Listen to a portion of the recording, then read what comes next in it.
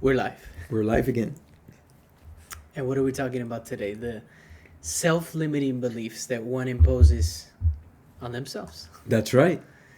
So, open up with that story about that broker that we met in a real estate deal. So we met this broker. We have this real estate deal. We have this listing, and we show them the building. And they come out and they were, they like the building. They want the building. They're in the area. They want to buy it.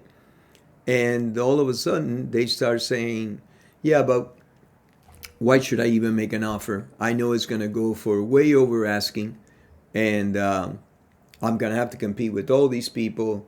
When initially, if we would have taken the listing or something of that nature, because they have Or if they would have gotten info earlier before it hit the market. right, and so, but it was interesting to me the progression of the thinking, where initially they were super excited.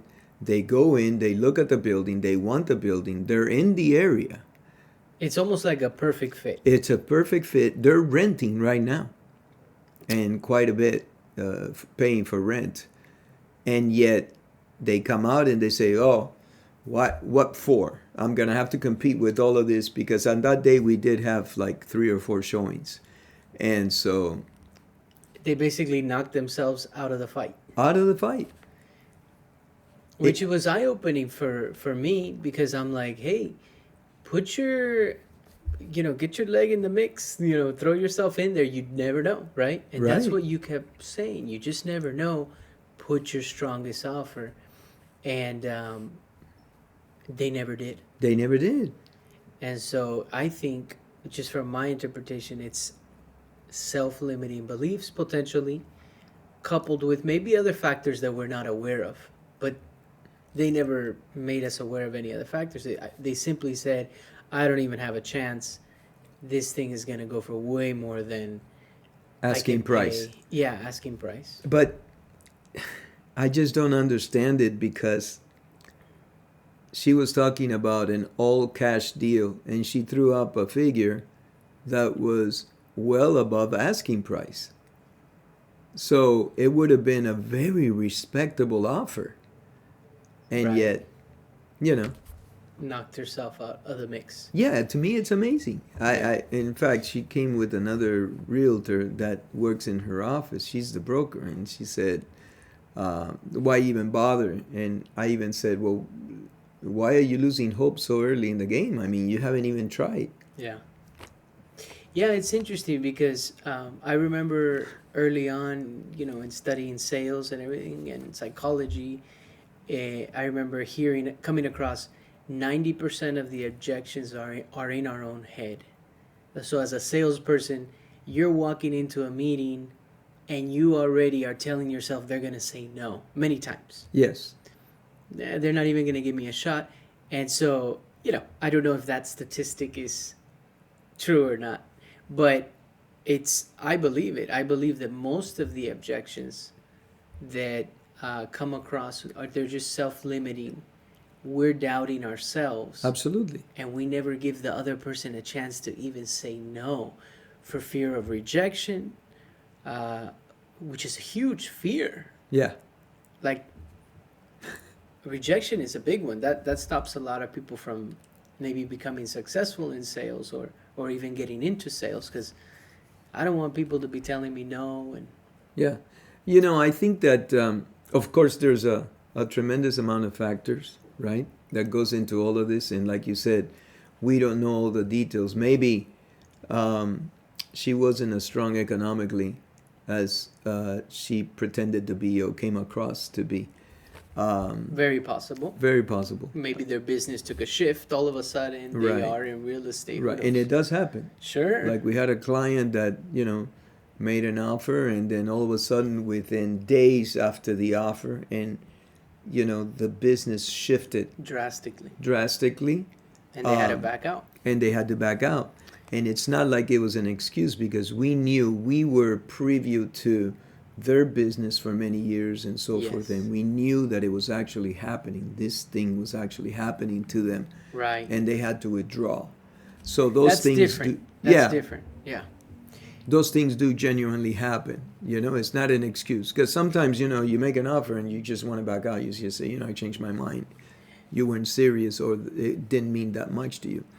What I'm interested in is the people that actually take action on something. Because a lot of people talk and, oh yeah, I'm interested, or I this or that, but the actual people who show up and come through and actually submit offers and actually have the financial ability to close on a deal Yeah. are not as many as those that say that they're able to. A lot of people talk, but when it comes to, Cardone says this a lot. It's going to be the 2 to 4%, because a lot of people talk, but when it comes to the reality of things, sometimes people are living in a not in a fictional reality, that they think that they can go for this much. That's why it's so important to qualify a person. Right. They think they can buy this much, but in reality, when all the numbers are in, you can only qualify for half of that amount. Yeah. You know, But in this person's case, that didn't seem to be the situation. It was more a situation of, I'm so, I'm a little dog, a little, not dog, I'm a small guy here. I'm going to get um, out, uh, what is it? outbid. Outbid. I'm going to get outbid. It's not even worth me trying. And so Yeah, for, I don't understand it, because I'm from the idea that, put up a fight and keep fighting, go down fighting. She didn't even she didn't even produce an offer. yeah, I think it's a learning lesson, like Oh, for ourselves, for myself, for those listening. Like, you just never know. You may have. We've seen instances where it wasn't necessarily the best offer, but the person took a liking to that individual, right. and they were willing to, or maybe they had two offers that were similar. That the person gave that other person a chance. The seller or the buyer. So, um, if you're open to sharing with it, recently you put in an offer, Uh-huh. and you didn't end up getting it, right? Right. But you, at least you put in the offer. See, this person is not even able to say, at least I tried, at least I put my best offer in. This person will not be able to. Maybe it'll be a regret that one day down the road, maybe. Oh, I would regret it, because if there's something that I like and I think is worthwhile me looking into for the benefit of my family, myself, my business, and I don't make even an offer. Oh, yeah, that'd be that'd be tough for me. At least throw in the offer, because at least with that you're in the game. Which, Yeah. if you're open to sharing, that's what you did, right? That's what we did. Yeah. The one thing that you always want to keep your communication open, keep the negotiations open at all times. We were kind of far away, and so in this particular case, I said, kind of far away. Um, Looking back, I should have stayed in the game a little longer, because there might have been some adjustments and some additional play. Mm. But a key to learn and to teach myself over again, you stay in the game and you try to negotiate. It's a back and forth situation. Okay, you did this. Okay, now it's coming back to this. Okay, let's go check this out. And that's, and then maybe you can come to somewhat of a mutual understanding by both parties adjusting a little bit. Mm-hmm. And before you know it, boom, you open escrow. So okay. So from my perspective, you won't have the regret that you never tried. Right.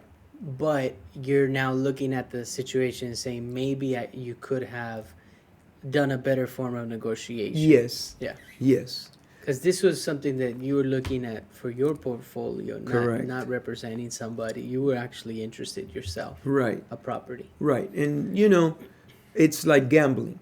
I like to gamble a little bit. So when I go to the casino, I have X amount of money that I say, okay, I'm gonna gamble this amount, Yeah. and this is what I am willing to lose if it comes to that. Okay, so I had a price that I wasn't willing to go above at that point in time. Moving forward, as I look back, I should have been a little bit potentially more flexible because, now that particular building is in escrow, and I was thinking, we were close, you know. But we had the offer, we tried, we negotiated, and we made the offer like within an hour or an hour and a half You were the first offer. of listing. First offer on the property. First offer. You So moved pulling the quickly. trigger was not an issue. It was the negotiations afterwards. And, to the credit of the seller, he was very stern. This is what I want. There's no way I'm going to go to this. Yeah, came down a little bit, but not to where it met both Right. parties. What do you think? Why do you think people struggle so much with rejection and self-limiting beliefs? Well, with rejection, because it's very unpleasant. It's unpleasant. And you're shy away from it. Nobody likes to be rejected. Nobody likes to receive no on this and no on that, no, and calling up people and they hang up on you, and it's tough to do. You need to develop thick skin. You need to develop, getting used to it, and it's not an easy task. If it's like cold calling. You call people, so I get a lot of cold callings, and I try to be as nice as possible. And I say, look, I'm not interested, but thank you very much for your call. Like this morning, I got one. I don't know if you heard. And I said, look, ma'am, thank you very much for your call. I'm not interested. And then I wait for their reply. Most of the times, okay, they say, okay, sir, thank you very much. But if they continue after I say, look, I'm not interested, thank you very much, then they're being pushy about it. Yeah. Then, I say, hey, you know what, thanks, but I'm not interested. And I still try to be courteous, but now I'm a little bit more with showing You gotta cut it. You right? gotta cut it because you're not interested in what they're selling. You don't have a need or whatever the case may be. So that's in terms of rejection. Rejection and is difficult. self-limiting beliefs. I think that goes really deep. Okay. I think you gotta go back and figure out, Maybe where that's coming confidence? from. Yeah, Confidence, you think? you go back to your Childhood? childhood and Yeah. check, because self-limiting beliefs, I would think, what did you, self-confidence? Self-confidence. I think it has to do with that and a whole slew of other things. I think, yeah. It goes deep. That's deeper. That's deeper. Rejection is easy. Nobody likes it. Yeah. Okay? So it's tough to take. And as you take more and more of it, you get better at it and withstanding it. Okay, well, they said, no, let's go to the next one. You keep in your mind that it's a numbers game. It's a numbers game. And you keep telling yourself that. And as you go through, you keep improving your pitch, whatever that may be. Right. A lot of people in real estate, I see a lot of offices improving their sales techniques on how to, when you get a no or a rejection, How to handle that how to handle that. objection. Right. Yeah. Yeah, because there are ways to handle it. Those are questions that haven't been answered if you look at it from a sales and perspective. And I do remember many instances leaving an appointment having sold life insurance or a retirement product. And I remember looking back and analyzing it. And it's like, it was like a little bit of it was a journey, an adventure. And we didn't know yet we were going to get out of the forest. But I was able to answer, not in a pushy way. And then they ended up signing at the end of the thing. So it was a success. And it's kind of cool.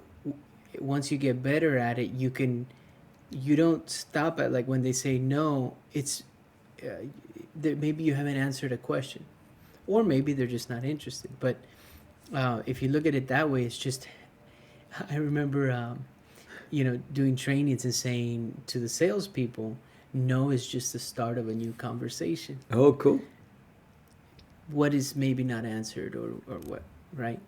But But self-limiting ideas, you know, um, that's something like we said, it's deeper, and you need to self-assess yourself and figure out why you're doing that to yourself. yeah, In fact, I was reading an article by a super famous guy. I can't remember right now his name, but he's a businessman, and there's even the point where your business is doing so well that you start asking yourself why. mm. Why is my business doing so well?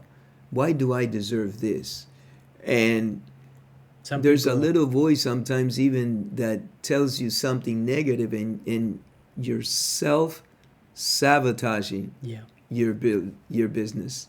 right, And so it was very interesting. And so what you need to do in those cases, or in a lot of cases, is, you know, have that idea that when you say to yourself, why do I deserve this? Why am I being so lucky? Well, are you being lucky? Why do you deserve it? Because you've been working very hard at it. Because you've specialized in a particular area. Because reinforce. yeah, just have that positive mentality, because It will, yeah. you're not going to go anywhere with self-limiting beliefs. You're not. No, and I agree when you say to assess, go back and assess. Yeah. I remember The Laws of Human Nature by Robert Greene. Okay. That was part of the book. Oh yeah. Yeah, he's saying go back to your childhood, figure out why when you hear this one word, it's like a trigger word for you. What caused that? Sit down, figure that out. Or if somebody does something to you, like me personally, if somebody, if I acknowledge somebody, I look at people in the eye, I wave, say hello. If somebody doesn't do it back, sometimes I'm like, that was a little bit, Awkward. rude Yeah. or whatever. It affects me. Why do those things affect me? So he would say, sit down and go back and look at your childhood and try and analyze why things bother you so that you can handle them better moving forward. And maybe they don't end up bothering you moving forward. But self-limiting beliefs, I think definitely confidence is a big one. And how do you build up confidence? Well, one of the ways I think is by having nice mini successes. And you're like, I can't do that. I can't do that. Oh, I'm good at that. I'm better at that. And then before you know it, you're confident in what you do because you've had a lot of little successes along the way. That's one way, I think. That's very cool. Yeah. I Yeah. like that. Um, Little successes along the way to improve your self-esteem and your confidence. yeah. Yeah, yeah. But yeah. it is difficult, and it's cool that we share that because with this particular, going back to the self-limiting beliefs, you can take yourself out before the race has even started. And She did. and she did, and I've done it too. I've gone into appointments thinking I'm not gonna get this. Those were voices in my head, like little doubts and insecurities. I'm not gonna get this. I don't know enough. People know more than me. All that stuff, and you have to like trick yourself and tell yourself. And I don't remember. I think you've shared with me this before, but when I was training the offices and the sales teams, I would say, you know more than 99% of the people out there on what you're talking about, which in this case was insurance. Well, sure. But their fear of talking on things a lot of the times was, I don't know enough about the product or enough about it. It's like you know more than the person you're talking to, and most people out there, trying to build their confidence up. But some people just seem to have it, right? Some, like you see kids are a little bit more confident, some of them, and other ones need more, A little push. a little bit more nurturing Nurturing, yeah. to help build that up. And the truth of the matter is, look, of course, you need to learn all you can. You need to be on a search for knowledge constantly, okay? You need to learn every day, I think, something new. And if you have products that you're selling, it behooves you to know your products very well, because you'll be doing your customers a disservice if you don't know them well enough, backwards and forwards. Okay. Yeah. But having said that, there's nothing perfect. Who's telling us that we have to know everything that there is to know, okay, before you sit with the customer? There's another school of thought that says, okay, you have a great responsibility. You have to learn most of what you can. But if there is an answer, okay, if there's a question asked of you and you're not sure what the answer is, the best way that I've ever dealt with all this stuff, with all these ways, is to say, look, I don't know the answer to this particular issue, okay? But I know where I can go and get the correct answer. And I'm going to find out exactly and get back to you.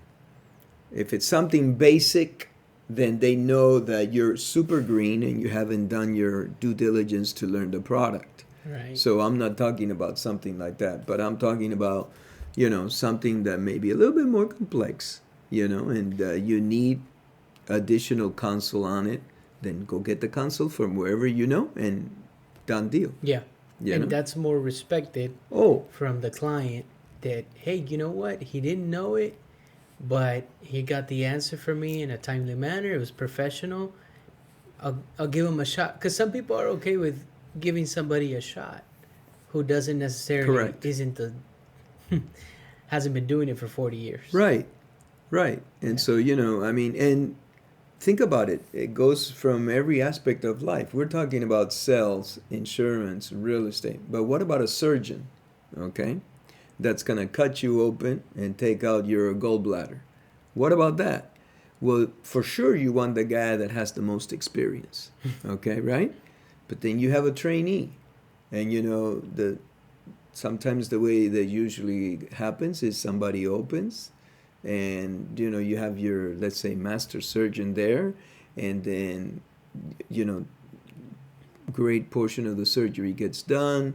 You have your assistant, and then later on they may say, okay, well, you can close now, go ahead and close, and then you end up closing for the first time in your life, which is a big deal, right? But you have someone there to guide you, take you by the hand, so that you don't make a mistake, because this is more crucial than anything else, right? And you can take any aspect of life. You can take an engineer when he is devising his first building, let's Sure. say, Yeah. pressure It applies points, to anything. plans. You can take an architect when they're doing some kind of structural thing. There's going to be a first time, and you're going to be nervous because you lack the experience, and but you're going to have somebody there, God willing, to guide you. And then that's how those are the little wins that potentially you're talking about, Yeah. where one step, another step, That builds confidence. and builds confidence, and there And you the go. other side is the rejections or the mini failures are learning experiences, right? Yeah. And I think a lot of people say that, but I personally would go back and analyze why I lost that opportunity, why I lost that sale, and Right. I would go back in my notes and actually try and figure out, what did I do, what didn't I, and I would analyze it. And the other thing about that, let me ask you this question. When you would analyze it and you would figure out that you could have done a better job, do you beat yourself up pretty good, or do you give yourself a break, or how do you do it? I got to a place where I wasn't focusing on the loss, because there were too many other great things to look forward to. Um, Initially, it was like really hard. I remember losing a huge deal. It was a rollover of an annuity, and they were rolling over $500,000, and that was a lot for me. And I lost it. I had taken all the paperwork, everything, and then they backed out. Oof. And it beat me up a lot at first. So you beat yourself up a lot. Yeah, I Okay. beat myself up a lot. However, I ended up looking forward to all the other things that I had in like the pipeline and other appointments I was working on that could have been, big, and so that was my way of psyching myself out and not dwelling on that deal that I lost. I would forget about it. I would just forget about it because there were too many other good things going on. If I dwelled on that, these deals would get ruined too, because I'd go in there like slumping probably. So that was my way of psyching myself out. Okay. However, I learned from that too. And I would see like, what did I do wrong? I was really young. Maybe I should have brought in, for wanting to do it on my own, I lost it. Maybe I should have brought in a guy with a few more white hairs that could have helped me close that deal. Because maybe I needed in that time a little bit more experience for the person to feel confident. So there were other things that I would analyze. Very cool. So it hurts. And when it hurts, it's when you learn. Yeah. Because there's no other way, Yeah. But I would beat myself up pretty good every now and then when I lost something and I went back and I thought, oof, this is where I lost it. Because sometimes you can go back and there was something you said. Oh, yeah.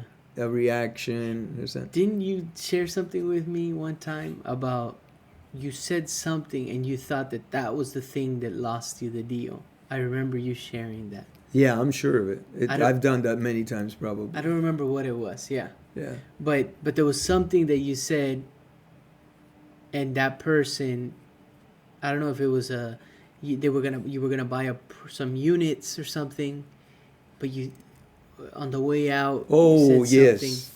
Yeah, that's a long time ago.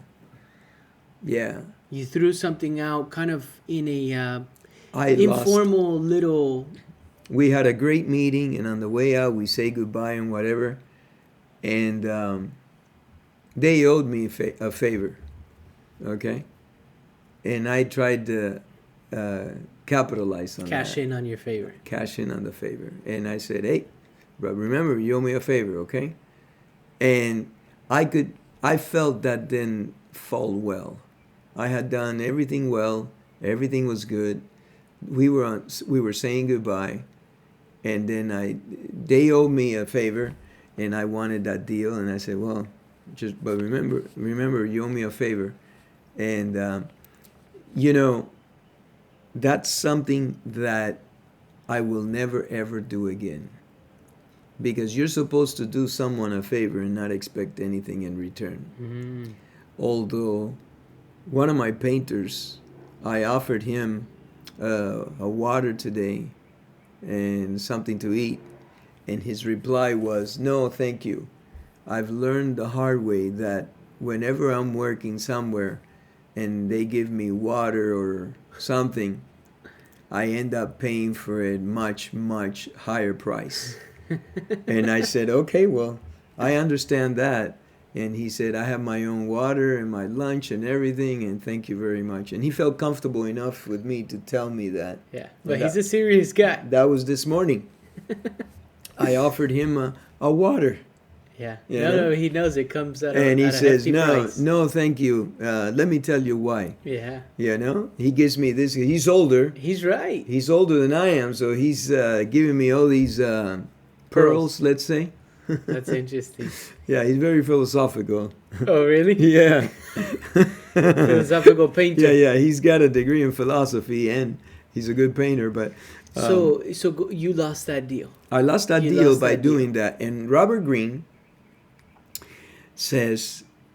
Oh, it's one of the laws. I think. It's one of the laws. Yeah, we haven't gotten to it yet, but it's one of the laws where you say, you know what? Don't...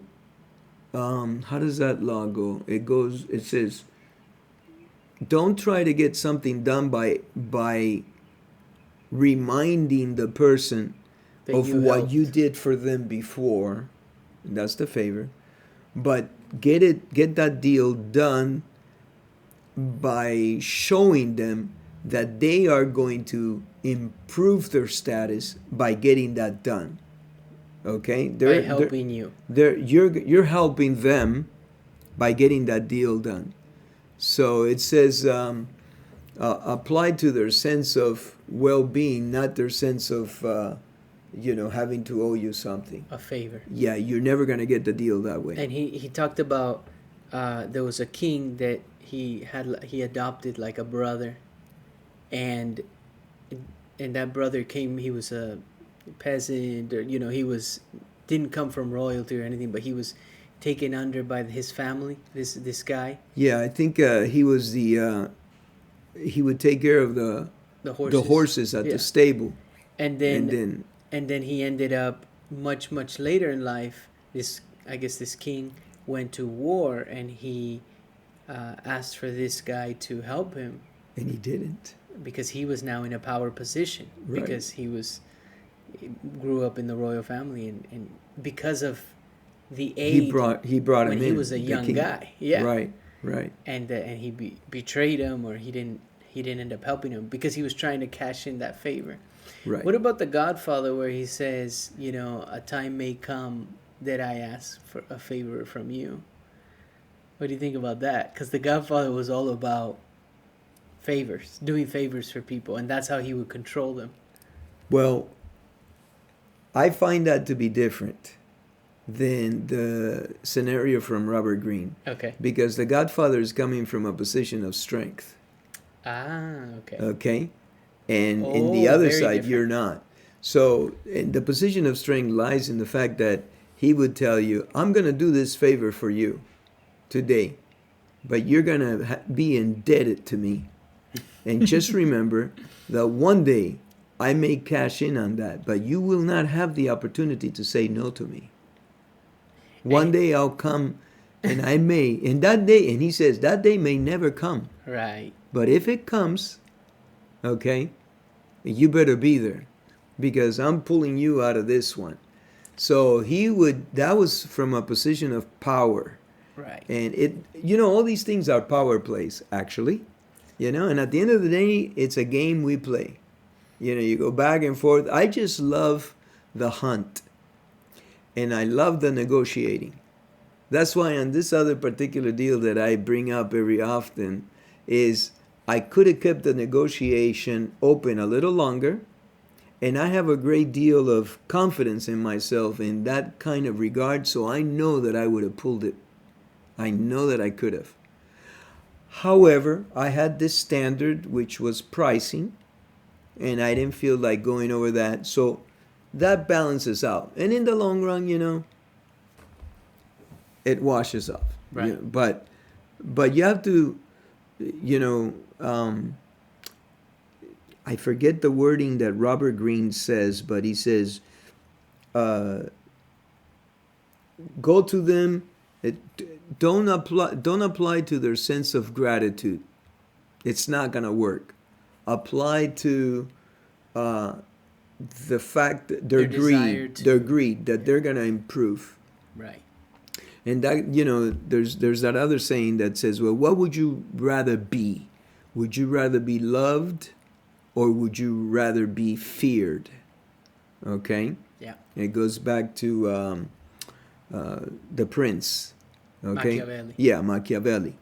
And the answer that he comes up with, and some of you may not agree, but this is what he says, is I'd rather be feared than loved.